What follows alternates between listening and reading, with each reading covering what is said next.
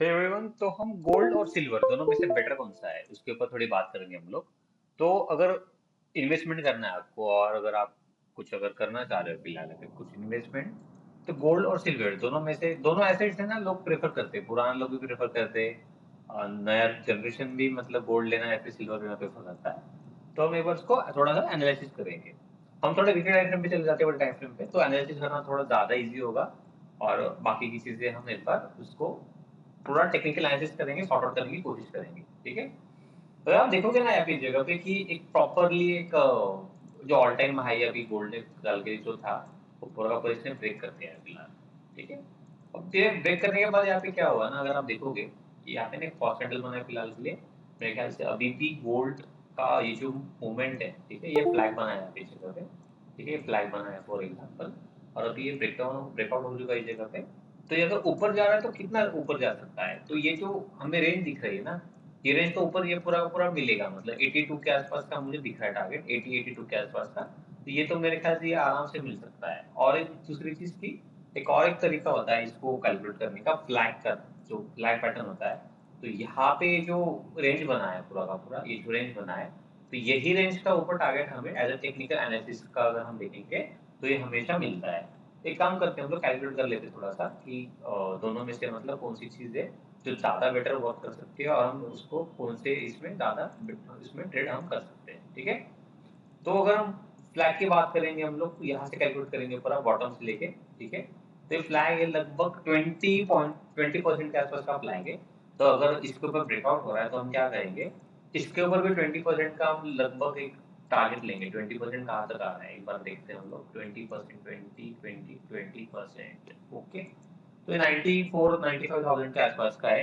तो ये full target है, ये पता नहीं कब आएगा, मेरे ख्याल से 1 साल भी लग सकता है, 1.5 साल भी लग सकता है। तो यहाँ से यहाँ तक आने के लिए इसको कितना टाइम लगा, पहले इसको कैलकुलेट करते हैं हम लोग, ठीक है। यहाँ से यहाँ तक आने के लिए इसको ओनली लगा है 2 या 3 महीने के आसपास का टाइम लगा है, ठीक है। तो और उसके बाद इसने कितना टाइम होल्ड किया यहाँ पे इस जगह पे, इसने लगभग होल्ड किया है 141, मतलब 6 महीने के आसपास इसने होल्ड किया इस जगह पे, ठीक है। तो यहाँ से यहाँ तक जाने के लिए शायद मेरे ख्याल से एक साल का टाइम लगेगा, 94,000 जाने के लिए पॉसिबल है। और अगर मोमेंटम अच्छा होता है तो मेरे ख्याल से 85,000 के आसपास का जो 12% का मोमेंटम है, ये आने वाले 2 या 3 महीने में हमें, मतलब दिवाली एंड या फिर दिसंबर एंड तक के आसपास हमें टारगेट्स हमें ये मिल सकते हैं, ठीक है। एक बार हम फिर एक्सटेंशन यूज करेंगे कि एक्यूरेट टारगेट निकालेंगे हम, कितना टारगेट निकल रहा है फिर एक्सटेंशन यूज करके, उसके बाद हम देखेंगे बाकी चीजें, ठीक है। अगर हम फिल्म एक्सटेंशन लगा रहे हैं इस पिन से लेके पूरा बॉटम और यहाँ से यहाँ पे पूरा रिट्रेस में, तो हमारे पास है 2 टारगेट निकल के आ रहे हैं। तो एक थोड़ा ऊपर का भी जो है टारगेट हमारा, तो फर्स्ट टारगेट हमारा निकल रहा है लगभग विद एक्सटेंशन 90,000 के आसपास का टारगेट है। एंड जो सेकंड फर्स्ट टारगेट है हमारा, वो लगभग 81 के आसपास का है, ठीक है। मैं जो बात कर रहा हूँ अभी गोल्ड, ये फ्यूचर का चार्ट है। तो जो हमारा रियल मार्केट प्राइस होता है, इसमें और उसमें 2,000 का फर्क होता है, 1,500 या 2,000 के आसपास का। तो वो थोड़ा ज्यादा महंगा होता है, ठीक है। तो इस चीज को लेके थोड़ा सा आप देख सकते हो कि अगर ये 76 चल रहा है तो शायद वो 77 78 अभी मार्केट प्राइस चल रहा होगा। मुंबई या फिर इंडिया का रेट अगर हम अगर पकड़ेंगे, तो उसकी मैं बात कर रहा हूँ। तो अभी गोल्ड ब्रेकआउट दे चुका है वीडियो टाइम फ्रेम पे, थोड़ा सा होल्ड कर रहा है, शायद थोड़ा सा नीचे आ जाए इस जगह पे दोबारा 1 या 2%, और फिर दोबारा ये अपमूव देने के लिए रेडी हो जाएगा, क्योंकि नवरात्रि है, दिवाली है। तो मार्केट में ऑब्वियसली लोग गोल्ड लेंगे और उसका जो प्राइस है वो थोड़ा सा हाइक हो सकता है, उसके चांसेस बहुत ज्यादा है। सेकंड चीज, चलो गोल्ड की हमने बात कर ली। गोल्ड एक एज अ इन्वेस्ट करने के लिए एक बहुत ही सेफ एसेट है। और कुछ भी होगा कि गोल्ड का प्राइस शायद कम होता नहीं, हम पूरा अगर पास्ट का हिस्ट्री भी देखेंगे तो आज तक गोल्ड कभी कम हुआ ही नहीं है, ठीक है। गोल्ड बढ़ता है और ये हमेशा बढ़ता ही रहेगा, क्योंकि एक ऑब्वियसली एक डिमांड वाली चीज है ना। तो इसका शायद प्रॉपर्टी के प्राइस कम हो जाए, स्टॉक मार्केट क्रैश हो जाए, लेकिन गोल्ड क्रैश होना ये बहुत बड़ी बात है, ये चीज होनी मतलब पॉसिबल है नहीं, ठीक है। अब इसके कंपेरिजन में हम क्या क्या करेंगे, हम सिल्वर थोड़ा सा ऑब्जर्व कर लेंगे, ठीक है। तो गोल्ड का हमने थोड़ा सा हमने कर लिया, तो हम थोड़ा सा सिल्वर को भी एक बार देख लेते हैं, ठीक है। तो सिल्वर का फ्यूचर चार्ट देखते हैं हम लोग। अगर सिल्वर को हम देखेंगे तो जितना गोल्ड बढ़ा है, सिल्वर मेरे ख्याल से अभी तक एक रेंज है, रेंज में अभी भी है। अभी तक रेंज से ये ना बाहर अभी तक है ना, ब्रेकआउट नहीं दिया है इसने। तो ये अभी भी ब्रेकआउट में ही है इस जगह पे। तो हम बात करें कि यहाँ से यहाँ तक हम एक ट्रेंड लाइन लगाएंगे सबसे पहले, ठीक है। एक बार मैं मैग्नेट ऑन कर लेता हूँ, ओके ठीक। तो यहाँ से यहाँ तक हम ट्रेंड लाइन लगाएंगे। तो गोल्ड ने अभी भी ना इसका ब्रेकआउट दिया है, सॉरी सिल्वर, सिल्वर की बात करें हम लोग, तो सिल्वर ने अभी भी ना इस फ्लैट एक रेंज बना था, इसे रेंज का ब्रेकआउट दिया है।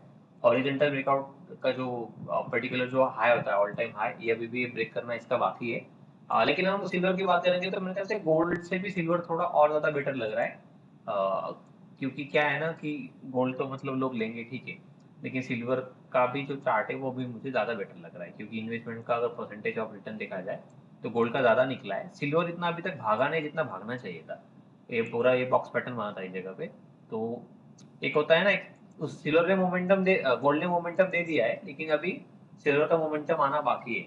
तो मेरे ख्याल से सिल्वर 1 लाख क्रॉस कर जाएगा बहुत कम टाइम में, तो ये चीज़ पॉसिबल है। और हम सिल्वर का आगे के टारगेट्स निकालेंगे तो थोड़ा एक बार टारगेट निकाल लेते सिल्वर के। तो ऑब्वियसली मैं मानता हूँ मैं gold is always better silver से, लेकिन सिल्वर भी कुछ कम है नहीं, ठीक है। तो एक बार हम सिल्वर के टारगेट निकालने की कोशिश करेंगे दोबारा, यहाँ से यहाँ तक और एक्सटेंशन अगर लेके निकालेंगे तो सिल्वर के आने वाला जो लेवल्स है, मेरे ख्याल से ये 1,26,000 का है, और ये हमारा है 1,05,000 के आसपास का लेवल है। तो दो लेवल हमारे पास निकलते हुए आ रहे हैं। तो यहाँ से मेरे ख्याल से सिल्वर अभी जहाँ पे है, तो यहाँ से यहाँ तक सिल्वर 13% और जो टारगेट है वो 30% के आसपास है। कंपैरिजन में गोल्ड का टारगेट 22% है और सिल्वर का थोड़ा ज़्यादा टारगेट है बड़ा। तो दोनों में से अगर आप एज अ रिटर्न वाइज अगर आप थोड़ा सा देख रहे हो, तो सिल्वर का जो टारगेट है वो गोल्ड के टारगेट से थोड़ा ज़्यादा लग रहा है मुझे एज अ परसेंटेज वाइज, इसलिए मैं बोल रहा था कि सिल्वर थोड़ा सा ज़्यादा बेटर है। तो सिल्वर का भी अगर आप देखोगे चार्ट इससे पहले का और आज का भी, तो जितना गोल्ड भागता है उतना सिल्वर भागता नहीं, लेकिन ये भी मतलब ठीक ठाक ही है, मतलब लॉन्ग टर्म के हिसाब से मतलब ये कुछ भी हो जाएगा, ये ऊपर निकलना है, ठीक है। चलो, तो गोल्ड और सिल्वर का दोनों का हमने एनालिसिस किया, और वो तो आपके ऊपर है, आपको मतलब इन्वेस्टमेंट करना है नहीं करना है। लेकिन जो भी करोगे सोच समझ के, आप जो भी रिस्क लोगे या फिर कुछ एसेट लोगे लॉन्ग टर्म के लिए लेना, शॉर्ट टर्म के लिए लेके फायदा है नहीं, क्योंकि वो थोड़ा सा नीचे आ जाएगा, थोड़ा लॉस होगा आपको, फिर आप उसको एग्जिट कर लोगे, आप उसको छोड़ दोगे, उसके बाद आप उसको बेच दोगे, फिर वो बढ़ जाएगा। तो ये चीज़ें करनी नहीं है। तो थोड़ा सा लॉन्ग टर्म का प्लान करके चलिए, तो आपका पैसा भी बनेगा, आपका एसेट भी रहेगा, और बाकी चीज़ें भी स्मूथली आप उसमें वर्कआउट, उन चीज़ों में वर्कआउट कर सकते हो, ठीक है। चलो, इस इंफॉर्मेशन के लिए हमें फॉलो करते रहिए। कुछ भी अगर आपको पूछना है या फिर आपको कुछ कुछ और जानकारी है, कुछ और न्यूज़ है आपके पास, मैं तो टेक्निकल चीज़ें बताता हूँ फंडामेंटली, या फिर बाकी चीज़ों में मैं इंटरेस्टेड नहीं हूँ। मैं टेक्निकली चीज़ों के ऊपर बिलीव करता हूँ मैं ज़्यादातर, क्योंकि मैं चार्ट के ऊपर बिलीव करता हूँ। अगर आपको कुछ अच्छा लग रहा है तो ज़रूर बताइए।